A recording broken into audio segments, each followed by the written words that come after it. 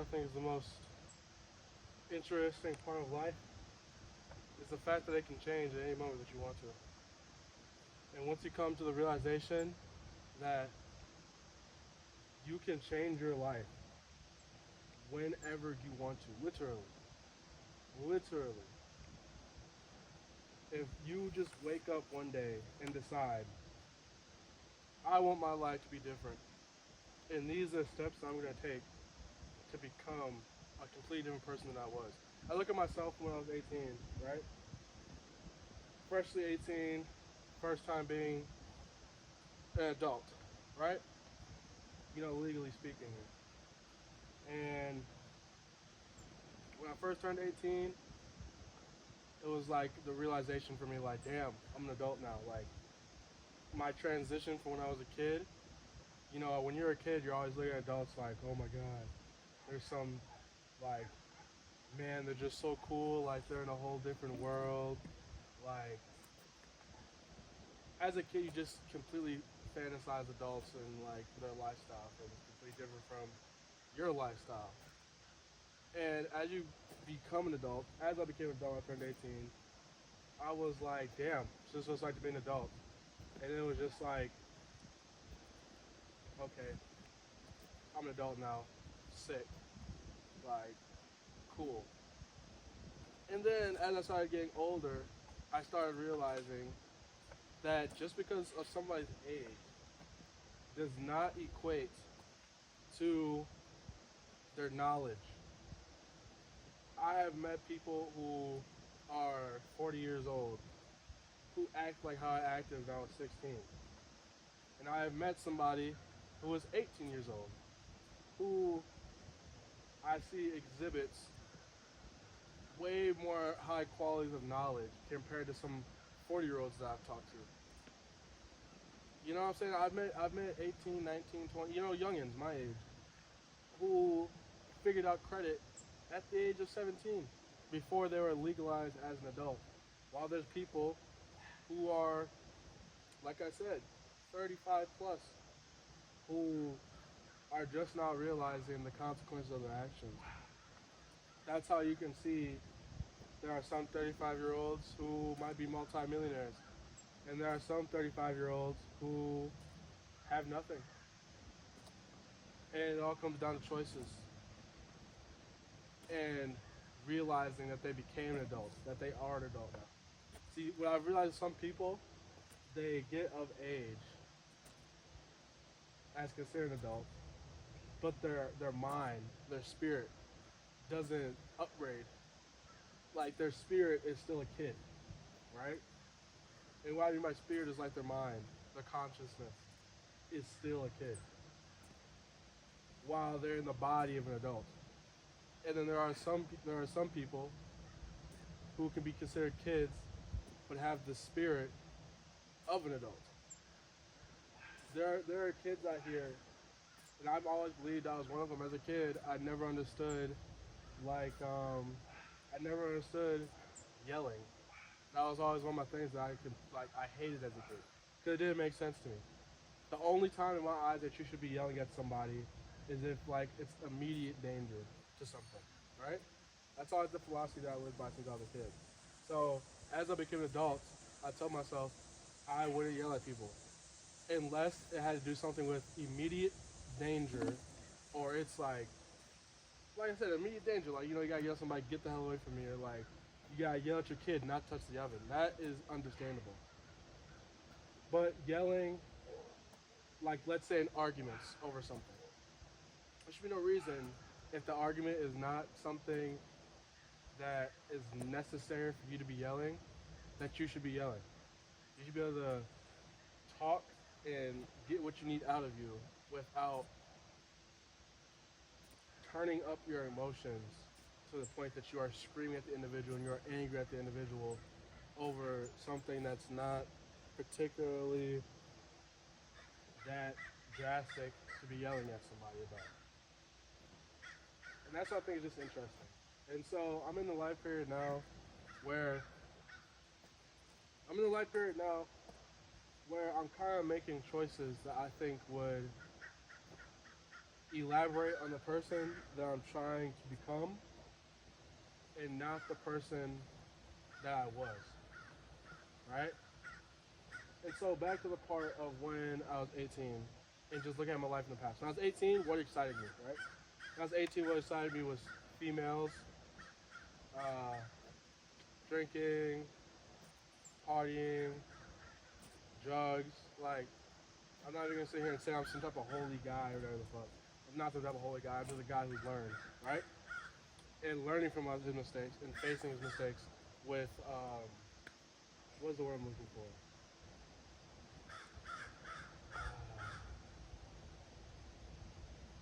I'm facing them with accountability, right? I take full accountability for all the actions I've done, all the mistakes I've done, and not condemning myself for the mistakes I've done, and forgiving myself for the mistakes I've done. I'm in that time period right now where I'm just like lost, and it's okay to be lost. Is what I'm starting to teach myself. Is that it's okay to be lost. It's okay to be in the unknown. I think that means that you're in the right area of life. When you're in the unknown, where you don't know what the fuck you're doing, I really don't know what the hell I'm doing. I left my home state on a whim. I told myself I was done, and I need new characters, completely new lifestyle. I need to jump headfirst into the unknown, and that's how I describe myself. Every time I picture something of the unknown, I picture me just diving headfirst into unknown charted territories. Right? I can't unknown experiences, unknown people, unknown realities, an unknown life. We have one life, right? But what's crazy is that within that one life, you can live so many lives. Like, I cannot be the only person that thinks about that. Bro, in one life, you can live so many fucking lives. Bro, 2 years ago, I was a street racer. Like, man, straight up, running from helicopters, running from cops for fun, and getting away with it. And that was like my fun at the time, right? Like that was like oh, peak life, right? And then now, would I do it again? Maybe, but just kidding, just kidding. But no, but like the life that I got now is kind of like I like it. It's peaceful. Like I've gotten to that age where I choose peace, which is crazy because I'm 21. But like I've literally gotten to that age where I would much rather choose peace over a lifestyle that will not last.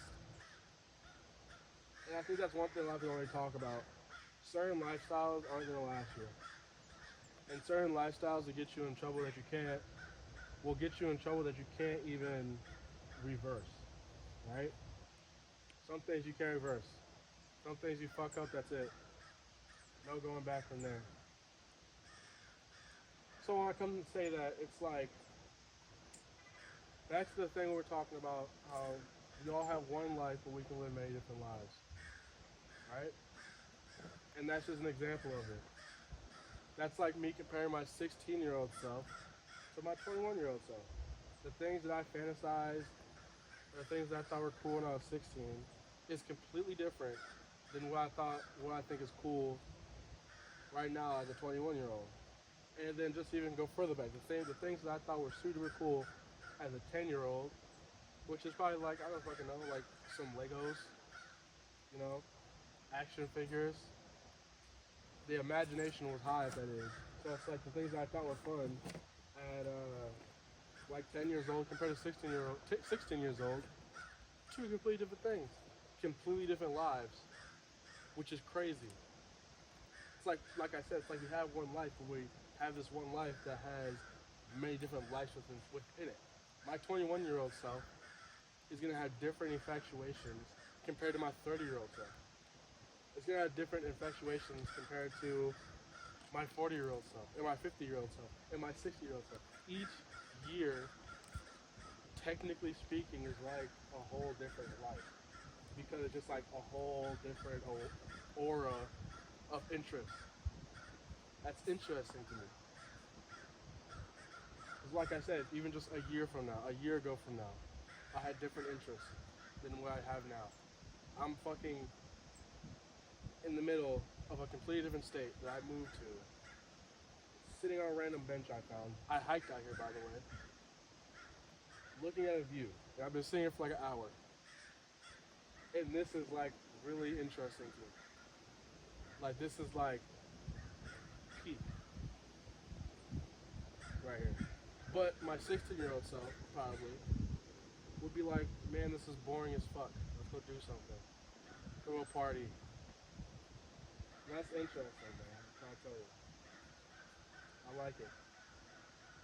It's like cool to see myself evolve, but at the same time, it's also scary because I realize I'm changing. And a lot of people tend to be afraid of change. And that's why they stay stuck in a certain mindset or a certain range of life because they get to a point where they're supposed to change, but they refuse it because they're scared of change. Because change, what brings around change? The unknown.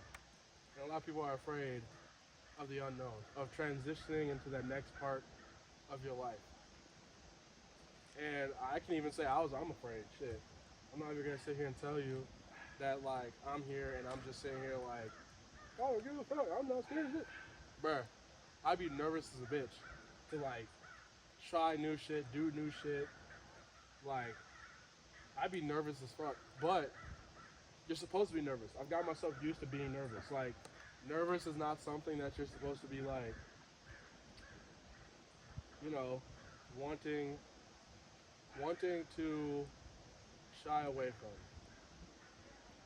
It's not one of the things you're supposed to shy away from. If you're nervous, that's a good thing because you're doing new things, right?